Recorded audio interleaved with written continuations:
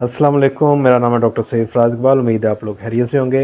आज बात करेंगे आँखों की इन्फेक्शन के लिए क्रीम की। पोलीफेक्स इस क्रीम का नाम है। ये एक एंटी बैक्टीरियल ऑइंटमेंट है आँखों के लिए। इसमें 2 ऑइंटमेंट आती हैं, एक स्किन के लिए होती है, वो ब्लू कलर की होती है, और जो आँखों के लिए होती है वो पिंक कलर की पैकिंग में आती है।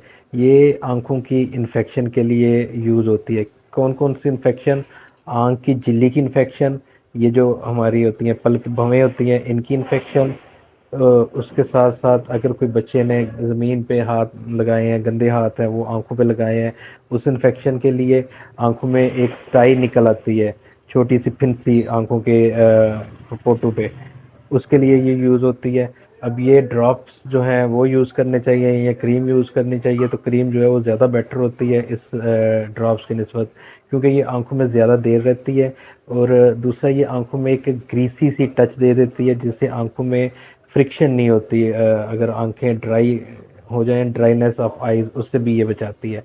बहुत से बच्चों में एक इशू आता है पैदाइशी तौर पे, उनकी जो है ये डक्ट होती है, टीयर डक्ट, 2 डक्ट्स होती हैं जो आगे जाके हमारे गले में ओपन होती हैं, ये बंद होती हैं। अब उसके लिए एक तो एक्सरसाइज है, बहुत सादा सी एक्सरसाइज है बच्चे की। आपने इस जगह पे यूँ मसाज करना है, ठीक है, हल्के हाथों के साथ, और फिर यूं करके आपने ऐसे मसाज करना है।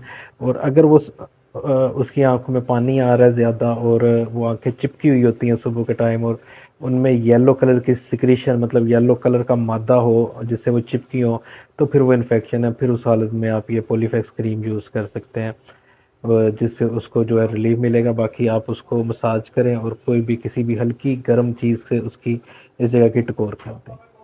बाकी ये जो क्रीम है, किसी भी कट, आँख में कुछ लग गया, एक्सीडेंटली बच्चे का नाखून लग गया या कुछ भी चीज़ लग गई है, तो उसके लिए भी ये यूज़ होती है, और उसके लिए भी काफ़ी ये बेटर रिज़ल्ट देती है।